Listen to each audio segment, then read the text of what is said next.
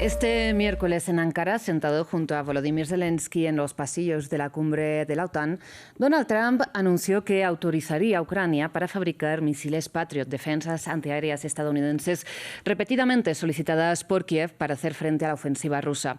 Una licencia que ya tienen alemanes y japoneses. El presidente estadounidense hizo este comentario después de haber suspendido, recordemos, la ayuda directa de armas y financiamiento al ejército ucraniano cuando regresó a la Casa Blanca el año pasado y después de haber fracasado en su promesa de acabar esta guerra en 24 horas.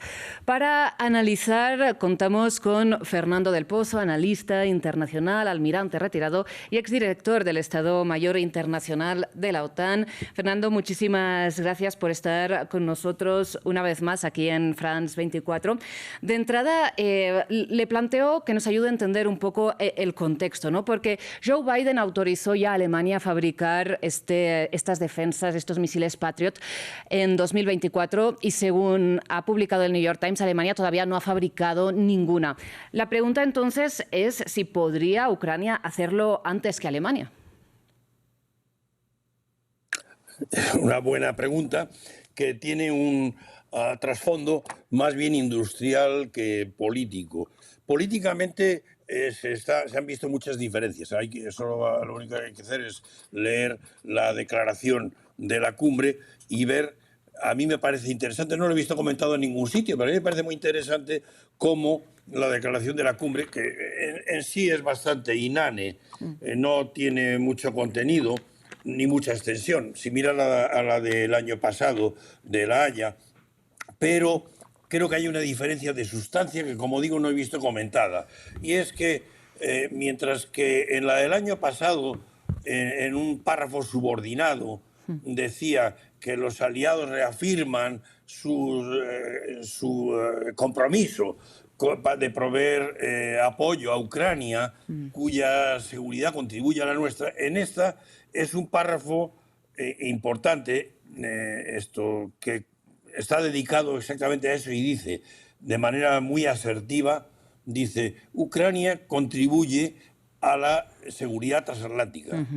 Y los aliados están unidos en su apoyo sin vacilar para Ucrania en defender su libertad, etcétera, etcétera. Creo que el matiz de de comenzar el párrafo precisamente refiriéndose a que Ucrania contribuye a la seguridad aliada es una diferencia notable con el año pasado en el que las circunstancias de la guerra no eran muy diferentes. Bueno, podíamos entrar en ello, pero es otro tema distinto, que es ahora parece Ucrania haber tomado la iniciativa.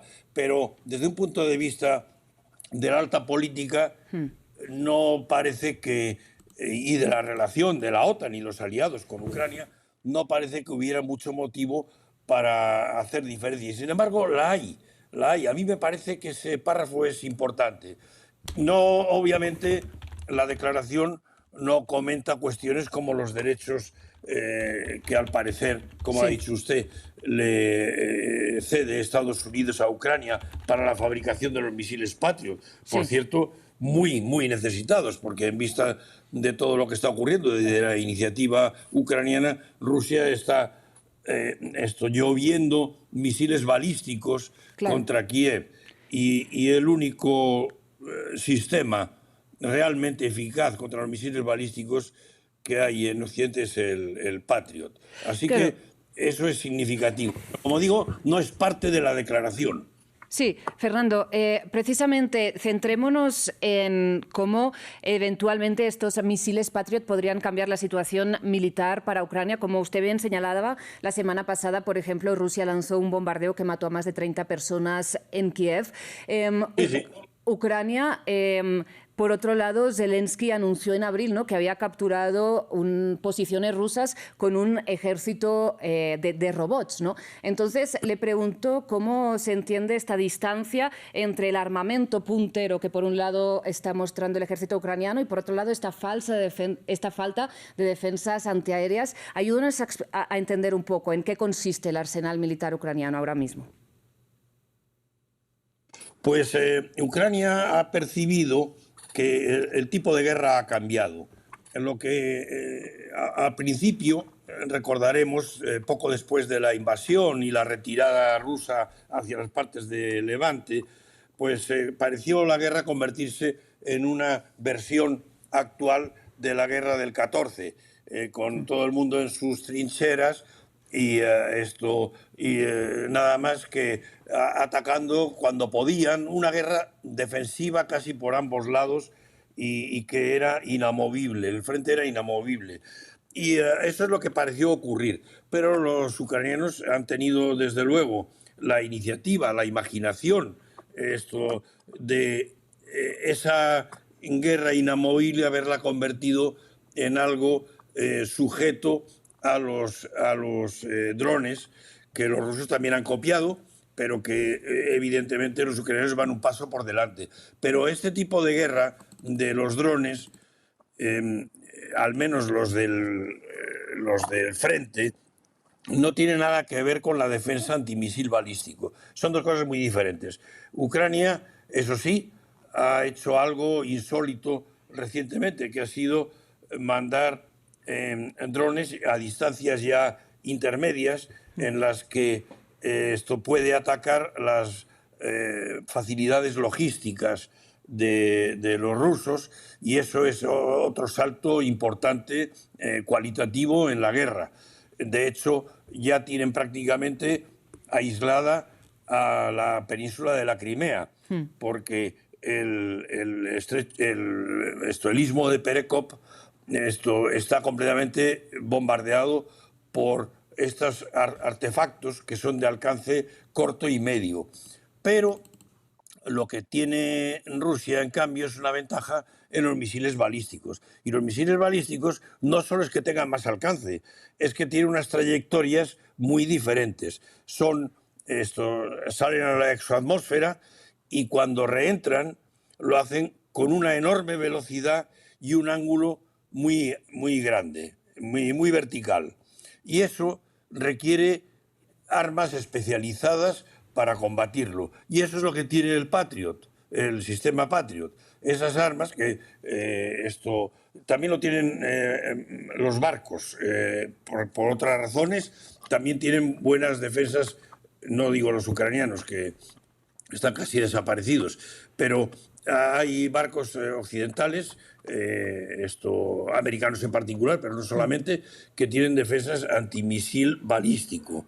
Pero lo que quiero decir es que hay una diferencia considerable entre los misiles balísticos y los misiles de más corto alcance y no digamos los drones. Son cosas completamente distintas. En los drones Ucrania tiene superioridad. En los misiles balísticos lo tiene Rusia, en parte porque muchos de ellos son precisamente el vector para el arma nuclear, de la que Ucrania carece por completo desde los protocolos de Budapest. Los rusos han desarrollado los misiles balísticos principalmente pensando en el arma nuclear. Ahora los están usando con cabeza convencional. Bueno, pero entran, como digo, a una gran velocidad, con un ángulo muy, muy alto, y eso es muy difícil de contrarrestar, excepto con armas especializadas.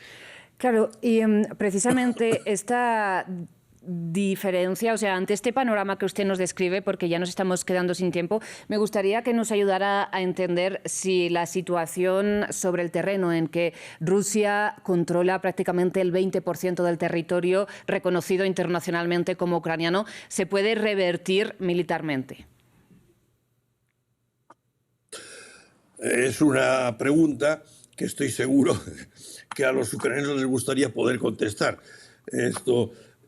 Creo que están haciendo lo apropiado en esa dirección. Por ejemplo, como digo, obstruyendo al tráfico enemigo el istmo de Perekop, porque la península de Crimea, es a su vez un vehículo para llevar a través del estrecho de Kerch, para llevar tropas y suministros y armamento a la zona rusa del este de Ucrania, que está conectada con el istmo de Perekop. Si logran y parece ser que es lo que están intentando últimamente. Si logran dejarlo inutilizable por los rusos, creo que habrán dado un enorme paso adelante para aislar a las fuerzas rusas en el frente oriental.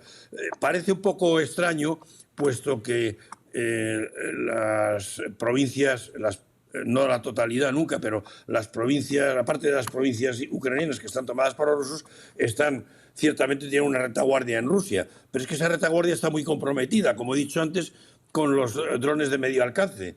La retaguardia es donde están los cuarteles generales, el suministro logístico, las vías de carretera y ferrocarril que lo llevan, y todo eso está ahora muy amenazado. Si cortan la península de Crimea, de ello será una reducción formidable en la capacidad logística de Rusia para sostener su frente.